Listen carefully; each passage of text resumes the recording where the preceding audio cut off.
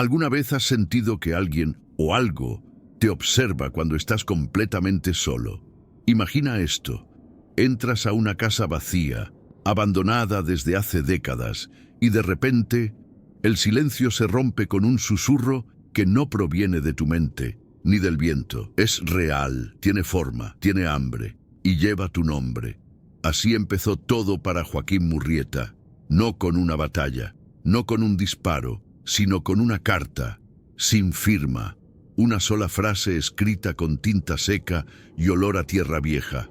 La criatura volvió y lleva tu sangre, desde el horror vivido en San Cielo cuando enfrentó cara a cara al chupacabras. Murrieta ha sido otro. No duerme, no olvida y, sobre todo, no perdona. Pero lo que lo espera en Tierra Negra no es una criatura que caza, es una que recuerda, que guarda rencor y que ha regresado bajo una nueva forma, más salvaje, más astuta, más humana, porque esta vez el terror se arrastra sobre dos piernas. Esta vez es un hombre lobo. Prepárate para descender a lo más profundo de una historia maldita, una de esas leyendas del viejo oeste que nadie quiere repetir en voz alta, una de esas historias de terror que cambian al que las escucha. Joaquín Murrieta te contará todo, aunque eso signifique romper el último pacto que juró no romper jamás. Bienvenido al canal Los Pesadillos de Murrieta, donde las leyendas malditas del desierto y las sombras que nadie se atrevió a nombrar vuelven a respirar. Si estas historias te estremecen, suscríbete y únete a nuestra cuadrilla maldita. Sin más demora, vamos directo al punto. La tierra enmudecía al llegar a la esperanza. No era un silencio natural como el que trae el amanecer entre los campos secos. Era otro tipo de silencio, espeso, sucio, lleno de ausencias. Las ventanas estaban abiertas, pero el viento no se atrevía a entrar. Los cuervos rondaban el tejado sin graznar. Algo les había enseñado a callar. Joaquín Murrieta desmontó del caballo sin decir palabra. No necesitaba ver los rastros, los sentía. Las puertas estaban destrozadas, pero desde dentro, como si alguien o algo hubiera intentado escapar y no lo hubiera logrado. En las paredes, profundas marcas paralelas, como de garras largas y deformes, tallaban símbolos que no pertenecían a ninguna lengua. El suelo del granero aún conservaba una mancha oscura y reseca, casi negra. No era barro, no era tinta, y eso no lo habían dejado los coyotes. Él conocía ese patrón. Lo había visto antes, en San Cielo, en el paso del muerto. Lo había sentido en sus sueños. No era una bestia salvaje, era una criatura que bebía, pero no se alimentaba, que devoraba, pero no con la boca. En el porche, una silla seguía meciéndose sola. Joaquín no la tocó. Entró a la casa como quien pisa una tumba abierta. Cada paso crujía, pero no por la madera. Era la casa la que susurraba, era ella la que recordaba. Descendió al sótano guiado por un olor que solo él podía reconocer, algo entre tierra húmeda, óxido antiguo y una dulzura podrida. Allí abajo, entre polvo y cajas, apolilladas, vio lo imposible, una fotografía, amarillenta, rota en las esquinas, manchada de humedad. Él, aún joven, y a su lado, Isabela. Su mirada era la misma que lo había perseguido durante 2 décadas, una belleza que había marcado su juventud y condenado su memoria. Isabela, la que desapareció sin rastro la noche que el río cambió de color. Isabela, la que los demás insistían en llamar maldita. Dio vuelta la foto con manos temblorosas. No esperaba encontrar nada, pero había algo escrito. No con tinta, no con carbón, con sangre seca, endurecida por el tiempo. Él me llevó, ahora viene por ti. Murrieta no se movió, ni siquiera respiró, porque detrás de él, en la oscuridad del sótano, algo acababa de exhalar. No era viento, no era humano, y no estaba solo. Durante años, los pobladores de Tierra Baja hablaban de sombras que cruzaban los campos al anochecer, de niños desaparecidos sin un solo grito, de marcas en el techo, aunque nadie vivía en las alturas. Decían que era una leyenda, un castigo, un mal nacido antes del idioma. Pero Joaquín sabía la verdad. Aquello no había muerto, solo estaba esperando que él regresara. Una curandera lo había advertido tiempo atrás, en las afueras de San Antonio. Hay criaturas que no tienen cuerpo, Joaquín, hasta que tú las nombras. Él había dicho su nombre una vez, en voz baja, frente al fuego, y desde entonces había estado marcado. Ahora, cada rincón de la hacienda parecía mirar. Las cortinas se movían sin viento. Un retrato familiar sangraba por la boca. Los espejos devolvían rostros que no eran suyos, y en el corral los animales yacían inmóviles, sin heridas, pero vacíos. Joaquín no lloraba, no rezaba, ya no le quedaba fe, solo le quedaban recuerdos y la promesa rota de proteger a quien ya no podía nombrar. Esa noche, encendió una lámpara de aceite y se sentó en el centro de la casa. Sabía que vendría, que la criatura no dejaría pasar otra luna, porque no quería matarlo. Quería terminar lo que empezó hace 20 años, y esta vez venía con su rostro. El humo denso de la taberna se pegaba a la piel como una maldición. Nadie hablaba, nadie reía. Las botellas se vaciaban en silencio, como si el alcohol fuera el único modo de olvidar o de no recordar lo que rondaba al caer la noche. Joaquín Murrieta empujó la puerta con fuerza. Sus botas arrastraban el polvo del camino, pero sus ojos ya sabían lo que venían a buscar. En un rincón, medio cubierto por mantas viejas y el aliento del mezcal, temblaba un hombre que alguna vez fue sagrado, el padre Lázaro. Su sotana estaba sucia, rota, y sus labios murmuraban oraciones que no pertenecían a ningún libro santo. El cura no miraba a nadie, solo al vacío, como si allí, en medio del aire viciado, aún viera algo que los demás no podían soportar. Él camina cuando el sol duerme, susurró, y no ha envejecido ni un solo día desde que sellamos el pacto. Murrieta se acercó con cautela, no por miedo al viejo, sino por lo que parecía haberse quedado pegado a su sombra. Lázaro giró lentamente el rostro, y por un segundo sus ojos no eran los de un humano. Eran huecos, perdidos, marcados por lo que había visto y ya no podía olvidar. «Vi sus ojos, Murrieta», dijo, con voz temblorosa. Dos agujeros negros rodeados de piel blanca, como papel mojado. Él no habla, él escucha lo que pensamos y nos vacía. El silencio que siguió fue insoportable. La taberna entera se estremeció. Una mujer sollozó al fondo y dos hombres salieron sin pagar. Todos sabían que algo era cierto en las palabras del viejo. No era delirio, era memoria, el cañón de los lamentos, una grieta ancestral escondida entre colinas peladas y piedras marcadas por nombres que ya nadie pronuncia. Allí dormía algo que no respiraba, allí regresaba, cada generación, para reclamar una deuda de sangre. Murrieta apretó el puño. Esa criatura no era un mito. No era una sombra cualquiera, era real, y lo conocía. No lo buscaba al azar, venía por él, porque años atrás, Joaquín había cruzado ese cañón en plena noche.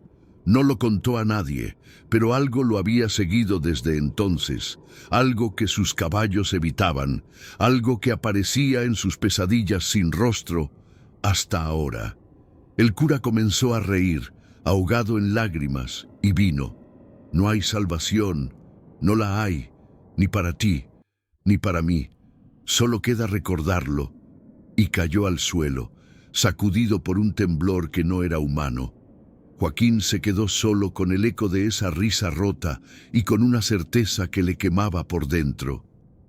El vampiro había despertado, y esta vez no aceptaría más pactos, solo sangre. La madrugada cayó sobre el pueblo como una grieta en el cielo. El viento se detuvo. Las velas parpadearon sin causa. Y desde la colina del este, el chirrido de una rueda quebrada anunció la llegada de algo que no debía llegar. Una carreta apareció entre la neblina, moviéndose sola, guiada por el silencio y el espanto. El cocheiro, un hombre curtido por años de camino, yacía sobre el asiento con los brazos rígidos y el rostro pegado al volante. Estaba seco, marchito, como si le hubieran extraído el alma con tenazas invisibles, los ojos hundidos, la piel dura como cuero viejo, los dientes rotos y ni una sola gota de sangre, pero lo peor no era él. En la parte trasera, apoyado sobre un lecho de sal y trapos empapados, un ataúd de madera oscura y hierro oxidado permanecía entreabierto. Sus cadenas antiguas colgaban rotas, como si algo desde dentro las hubiera arrancado con calma y paciencia.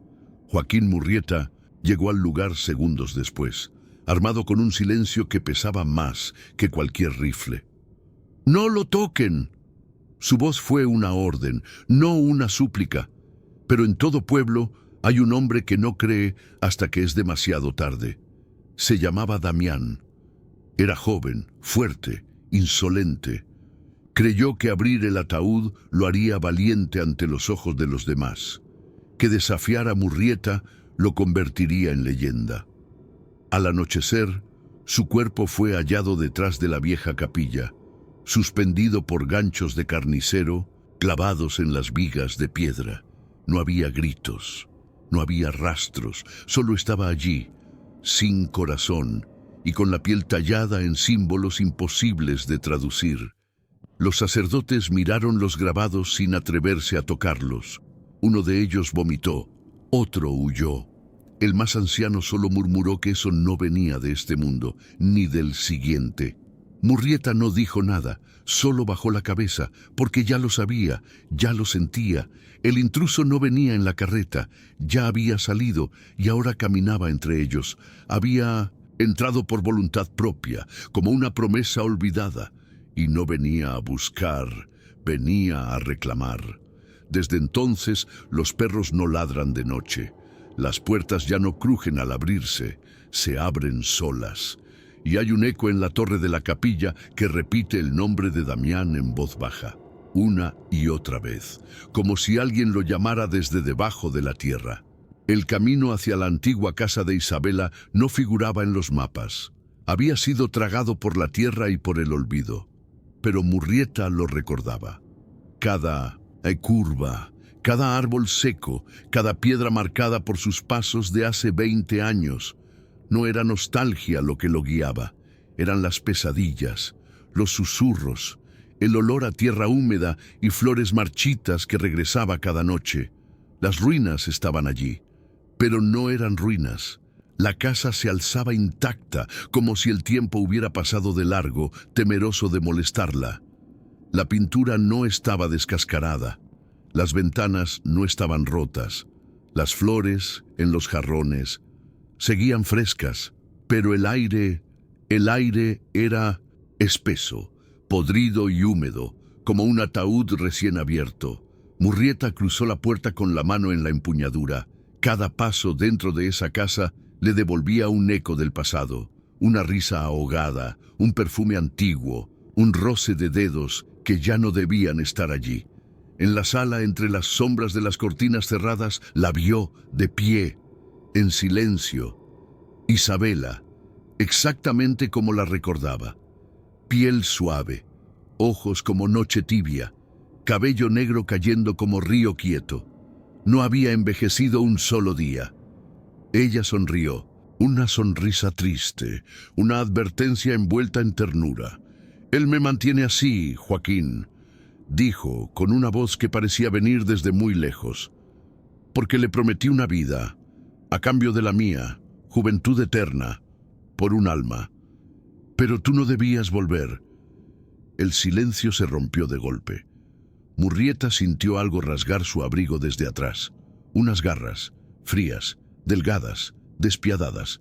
El dolor no fue lo peor, fue el aliento, un soplo seco, como viento empujado por huesos rotos.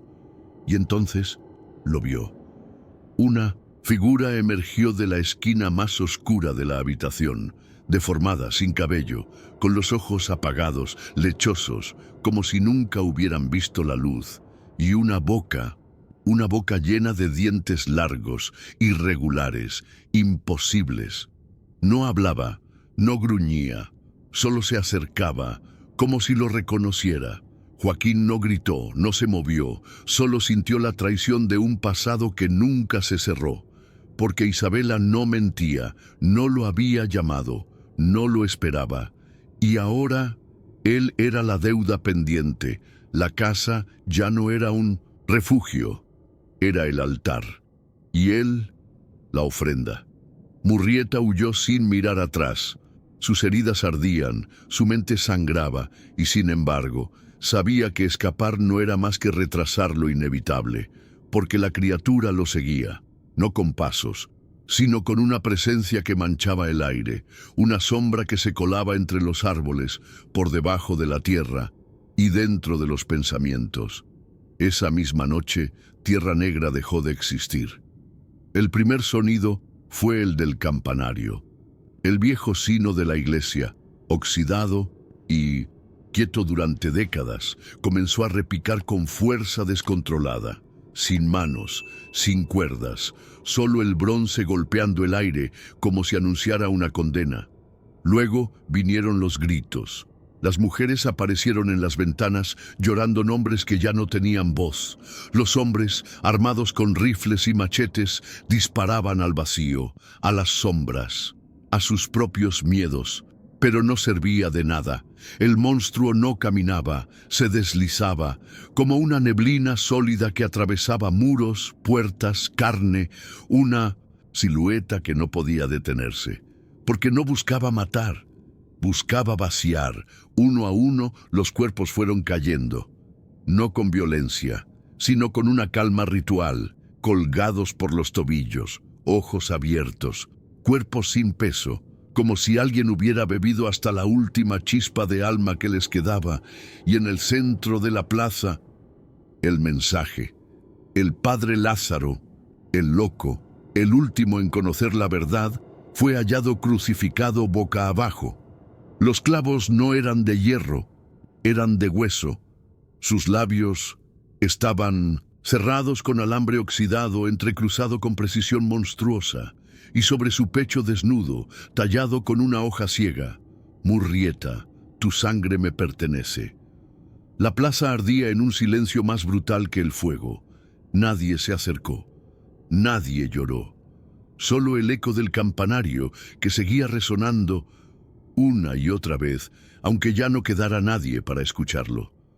Murrieta, oculto en las sombras del cañón, lo presenció todo, y supo, al fin, que aquello no era venganza, era destino, y que huir no lo salvaría, porque el monstruo no buscaba un cuerpo, buscaba el nombre, el pacto, el final que había sido escrito desde antes que naciera.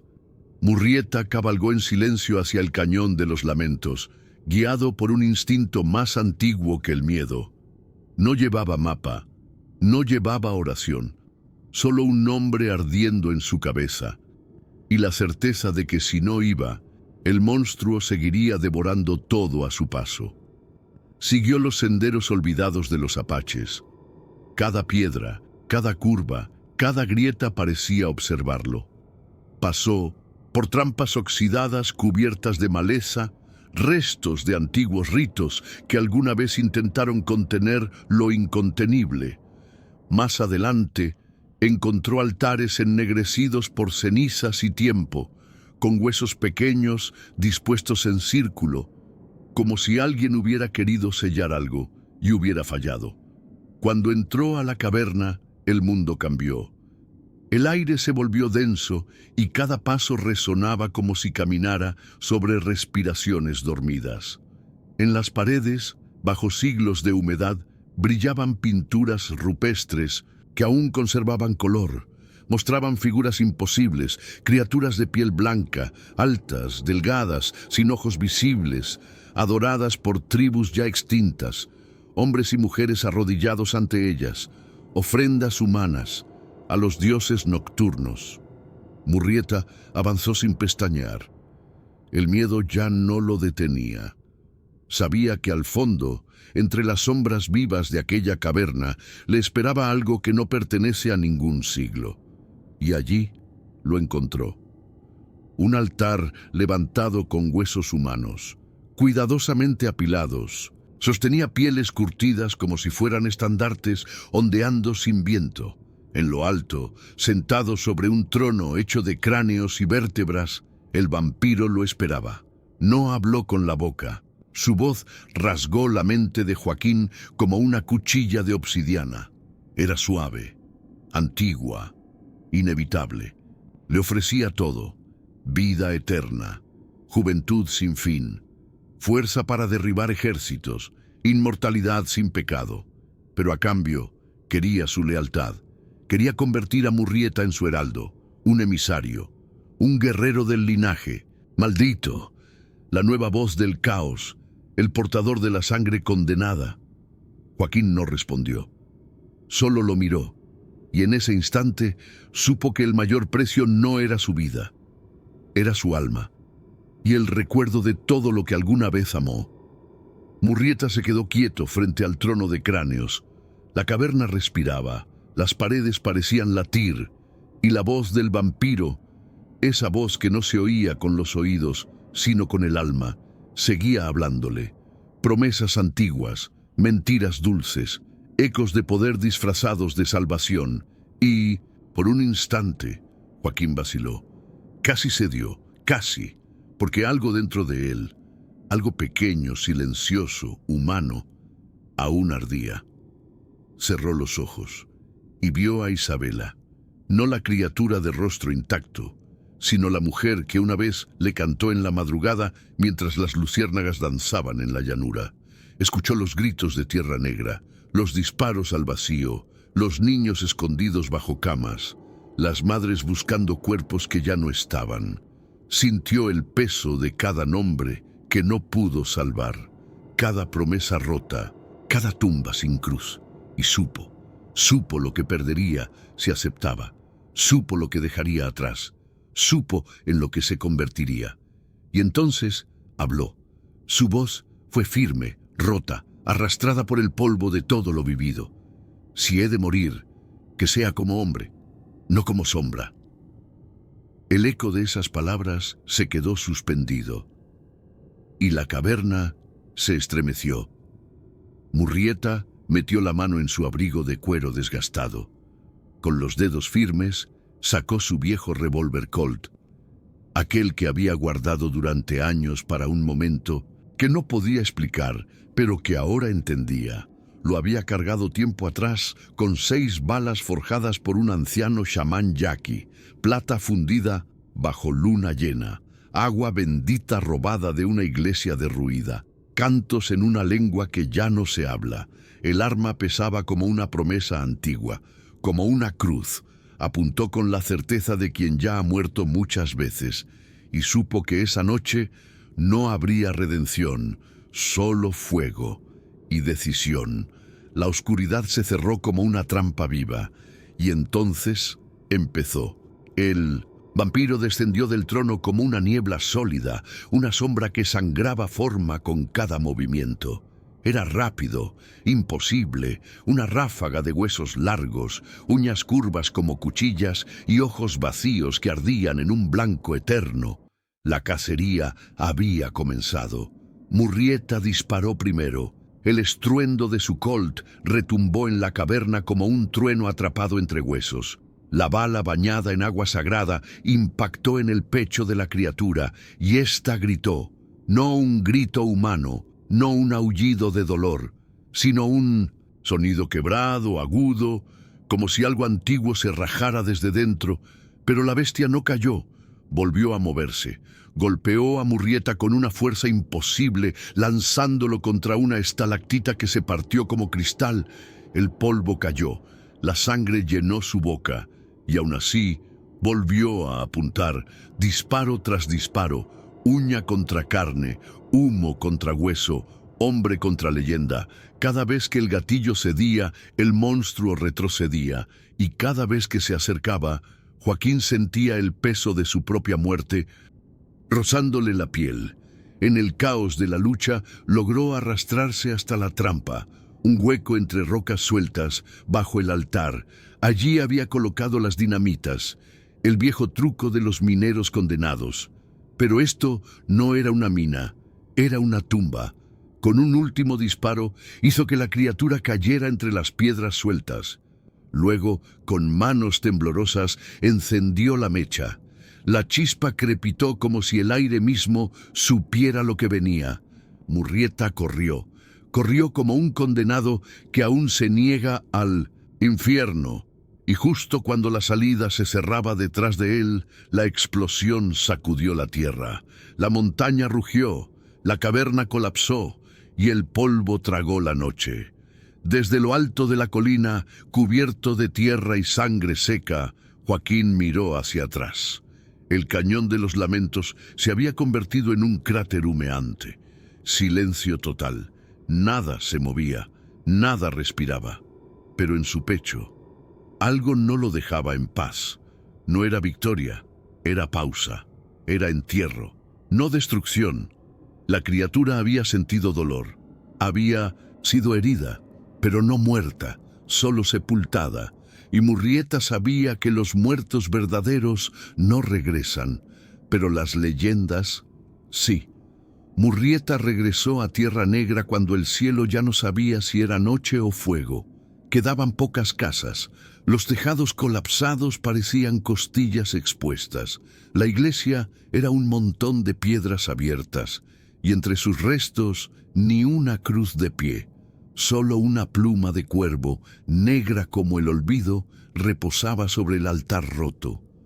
En su superficie, grabado con algo más afilado que el tiempo podía leerse: aún estamos conectados, Joaquín. La eternidad no olvida. No encontró rastros de Isabela. El ataúd vacío, la tierra revuelta y el aire espeso, como si alguien o algo hubiera respirado muy cerca segundos antes. Montó su caballo sin prisa. Las cicatrices nuevas aún no cerraban. Pero ya no importaba. Lo que lo quemaba por dentro no se curaba con vendajes. Sabía que el mal no había muerto, que no podía morir. Solo cambia de forma. Solo duerme cuando tú duermes. Solo se arrastra más hondo, esperando tu debilidad. Murrieta no escapó, tampoco luchó por gloria. Lo que hizo fue recordar lo que otros negaron, recordar lo que fue sellado con fuego, hueso y pacto, porque a veces lo más peligroso no es lo que se aparece, es lo que nunca se fue. Desde entonces, el pueblo ya no habla de lo ocurrido, no por miedo, sino porque pronunciar ciertos recuerdos es como abrir viejas heridas que aún respiran. Y Joaquín, él guarda silencio, no porque sea cobarde, sino porque ha entendido que hay verdades que matan más que el olvido, que hay nombres que si los dices en voz alta, regresan, y que hay sombras que caminan incluso cuando no hay luz. Él sigue cabalgando por las tierras rotas del viejo oeste, a veces en la frontera, a veces entre montañas, siempre buscando el siguiente temblor en la tierra, la siguiente marca en la piedra, el próximo eco del horror que aún no terminó. Y cuando el viento sopla distinto, cuando la luna tiembla en el pozo seco del cañón, Murrieta vuelve a cargar su colt, porque sabe que la criatura está viva, porque sabe que la eternidad no duerme, y porque hay promesas que se arrastran bajo la tierra esperando la próxima tormenta. Dime, ¿conocías esta historia? ¿Qué habrías hecho tú si hubieras estado allí? ¿Qué otros secretos malditos del desierto deberían ser contados? Si esta historia te dejó pensando, no dejes que se pierda en el silencio del polvo. Suscríbete al canal y activa las notificaciones para escuchar más pesadillas que el viento no logró enterrar. Gracias por quedarte hasta el final, pero recuerda, hay historias que nunca debieron ser contadas. Nos vemos en el próximo relato. Si es que aún estás aquí,